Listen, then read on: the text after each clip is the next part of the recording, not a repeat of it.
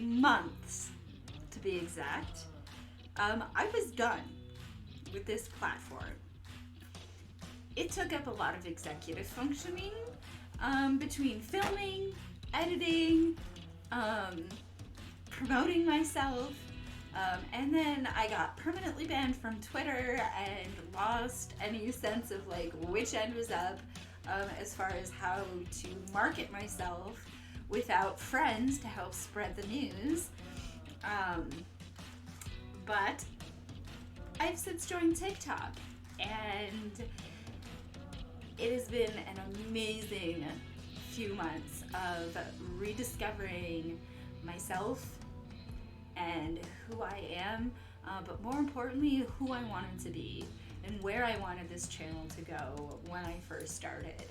I let myself get a little bit off track because of some toxicity in my relationships, but I've since culled my friendship garden down to one very, very, very precious flower, one little bud that I hope will grow into a flower, and then other than that, that's really all I've got right now, and I'm okay with that because I'm so inspired in so many beautiful ways by the people that I've met on TikTok and the experiences that I've been having and those conversations. So I decided to make my return to YouTube sort of a dedication to what makes TikTok special to me, and that's being a part of the neurodiversity community. I could have put this up on the podcast instead, but then I wouldn't be able to show you cool graphics like this, or like this. Those are things my daughter really likes. But really, the devil's advocate is about debate, and honestly, I'm sick of my existence and my conditions being treated like a debate. The thing that I've learned, I think the most important thing that I've learned about the neurodiversity community on TikTok is that, yeah, it really is supremely problematic in a lot of ways, especially with the people who are privileged in some ways, like white or cisgendered heterosexual. But despite that, on an individual level, I would go to bat saying that autistic and other neurodivergent people make the best friends. We make the best mentors and the best teachers. I didn't grow up knowing that I'm autistic, but let me tell you, my peers, they sure let me know that they knew. It was like you could smell it on me, like I'd stepped in dog crap.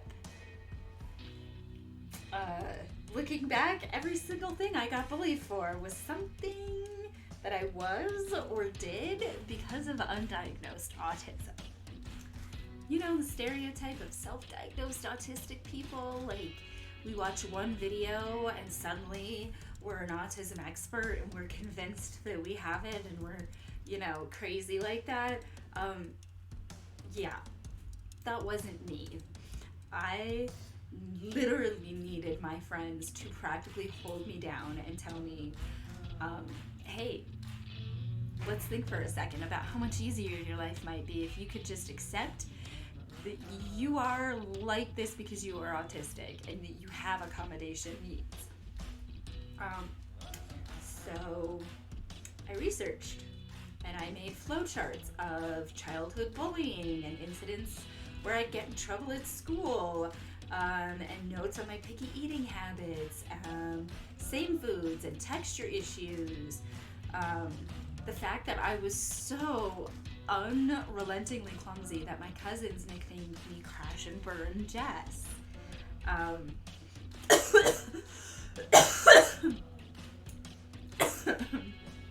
off on my spit.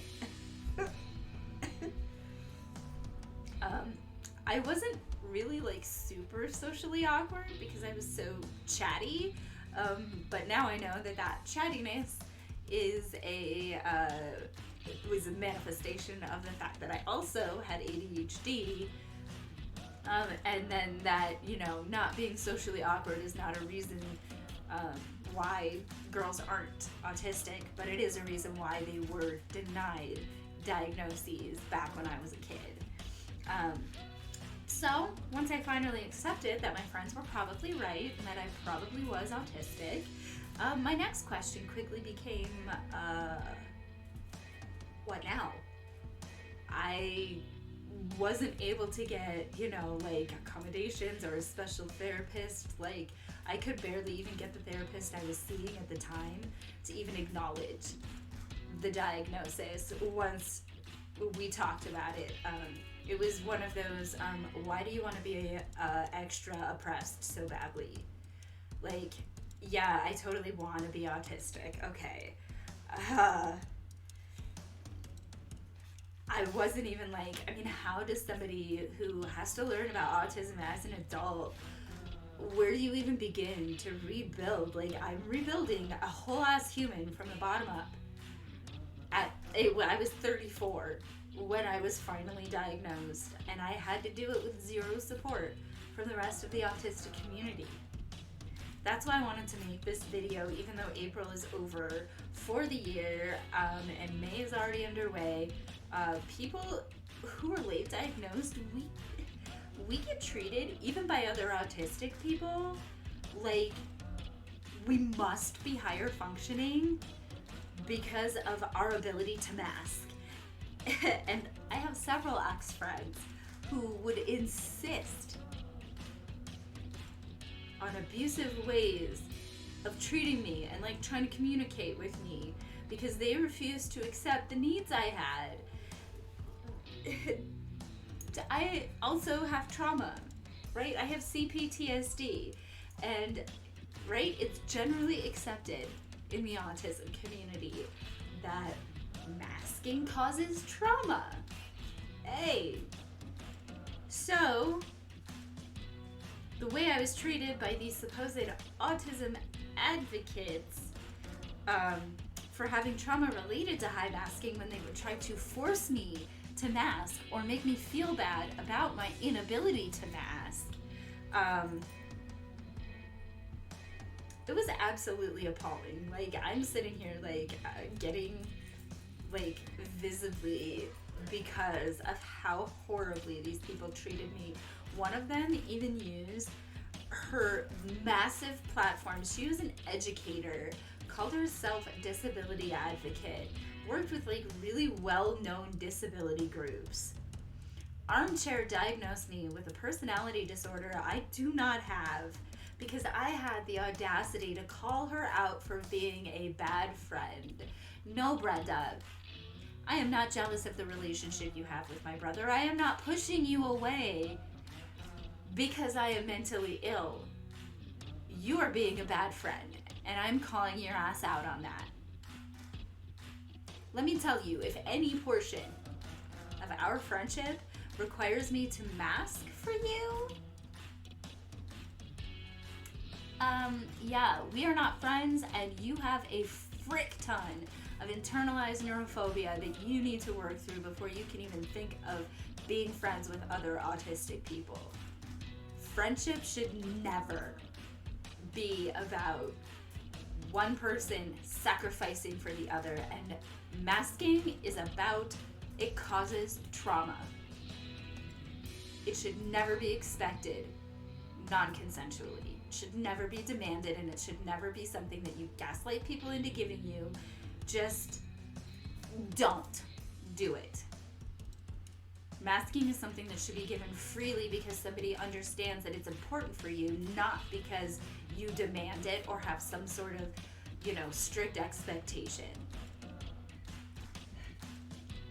If I had grown up knowing I was autistic, I probably would have known that this is a common issue among neurodivergent people, especially autistic people, this struggle between, you know, I'm more functioning in relationships than you are, no I am, this back and forth. You know, if I had grown up knowing I was autistic, I would have understood that this is not a normal way to be, that this is how autistic people, especially those with privilege, get trapped into, you know, this idea that they can't be problematic or they somehow can't be abusive, right? Like anybody who's been on social media like the past couple of months with regards to the autism community, like, no, the autism community is definitely super capable of some really grotesque forms of bigotry and abuse. Honestly, I didn't want to use this video as like a call out for people who don't center late diagnosed autistic people, because, you know, I feel like there's a lot of like, we need to center people with lower functioning needs. But here's the thing, late diagnosed people have spent their entire freaking lives, masking to avoid abuse and not knowing why we had to do it. That is something, and being late diagnosed is something that happens to BIPOC way more frequently than it happens to white people. So, you know, I feel comfortable in saying that this is an experience we need to be centering because of how easy it is and how easy it was for me to fall prey to manipulation, gaslighting, and abuse from other autistic people because of my lack of understanding of how the dynamics in this community should work. Anybody, regardless of what your reasons for high masking are, even if it's just a pressure that you put on yourself, if you are a neurodivergent person or an autistic person that engages in high masking, I still have to engage in high masking for my job because I work in the service industry, and unmasked autism traits are the fastest way to get your tips fucked with and to not get tips. So high masking necessary in the kind of work that I do. So to have friendships then and people in my life where I can't just be unmasked, like, this is what contributes to the suicide rate amongst autistic people. I can't even begin to describe how terrible the burnout feels coming down off of, you know, one of these, you know, I spend 5 days a week because I work 5 days a week high masking, and then I don't really get a chance to drop the mask when I'm at home because I have kids, and, you know, and I co-parent, I live with my ex-husband. He's, you know, and he's getting a lot better with it, with being able to handle me unmasked, but, you know, I still do spend a good deal of time trying to act like I'm not autistic so that, you know, things run smoothly around here. So, you know, the fact that there's people out there who think that there was nothing wrong with what this ex-friend of mine did to me, like, we know masking causes trauma. She demanded that I mask for her. She would refuse to drop, you know, to mask for me, but demanded it, you know. And that's another thing, is if you are going to demand that somebody that you know is late diagnosed and already deals with the trauma of being forced to mask, if you're going to ask that of them, you better not be the kind of person who's not willing to give something up. Like, I literally, like, I came into this group and, like, I can't, in hindsight, I can't believe that I ever thought that they were, you know, not toxic. Like, this whole dynamic between this group of people was so toxic. One of these women told me, oh, I saw you in a dream, and like, in hindsight, this is freaking narcissistic love bombing, right? I talk about how love bombing is something that generally only happens within the cycle of abuse. You know, for it to be actual love bombing, it generally speaking only happens in that cycle of abuse, and that is freaking what she did. And then she freaking never talked to me. Never. I would text her and she would yell at me, I'm busy, I have kids, leave me alone. Like, okay. So I went to a mutual and I was like, this happened. And of course they were like, that's not okay. So it was like, okay, well, I thought it was gonna be dealt with. And then freaking I had to go to this, to this other friend, and I had to be like, look, it's too unequal right now. I need to know that I can come to you when I need you, and that you're not just gonna be like, well, I can fit you in here. Like, that's not how real friendships work. And I mean, at the very least, that's not how it was gonna work for me. And instead of saying, hey, look, I think we have two different ideas of what friendship is, and letting it go peacefully, we had to get involved with the armchair diagnosis. And, and that's another thing, is a trait of narcissistic personality disorder is being able to sort of chameleon-like your way into, these different personalities to fit whoever you're trying to groom in the moment. And I talk about this in a video on TikTok also. I have been accused of being a narcissist because I have this struggle with dropping the mask, and people don't understand. And, so I feel really comfortable saying that late diagnosis puts a huge target on your back as far as, for bullying and harassment and that kind of thing. I don't know what it is. I really struggle, because another ex-friend, who shall not be named, I am still extremely hypervigilant about that, and even speaking their name feels like, whispering the devil into existence. So, but it feels like people who are late diagnosed are just targets, because we don't know what's going on, and we don't know the community, and we're not familiar with our disorder. We didn't grow up, being taught how to deal with these things. And I'm telling you, it is not an easy thing to have to learn as an adult without help and without support. And, and I don't know about anybody else who's late diagnosed, but I'm really genuinely just over being treated a certain way because of people's preconceived notions or prejudices against people who are autistic.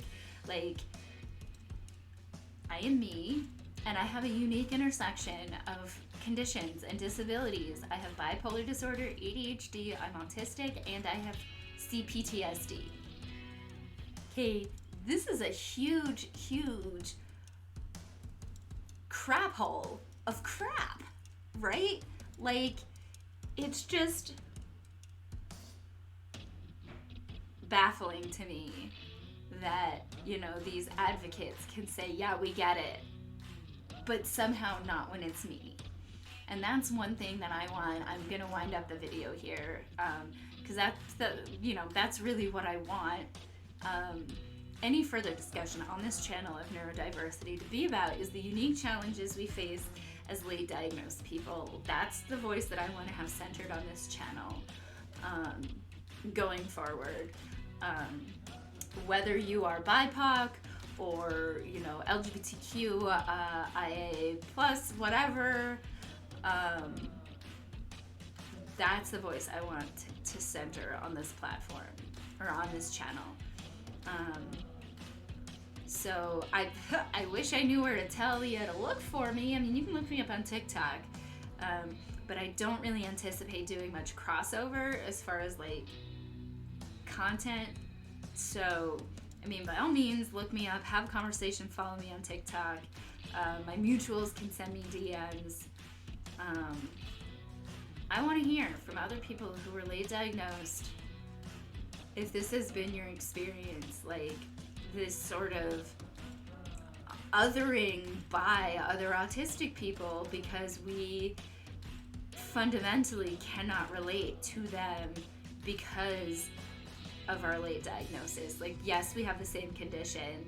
Yes, we have a lot of the same traits, but being late diagnosed, I feel like, just makes me feel, like I said, fundamentally alienated from the rest of the community that had diagnoses as kids or as teens when they were children, whatever.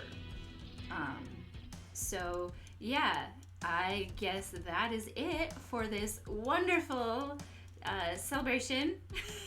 I love how it turned into a discussion or a debate, you know, just like the podcast anyway. But definitely click like and subscribe, like the video if you want more neurodiversity content. Subscribe to the channel. I've got art content, film critique content coming, pretty much any sort of vlog content that you could possibly be interested in. I've got ideas and they're coming because I'm feeling more inspired than ever. So stay tuned. I will see you guys in the next episode.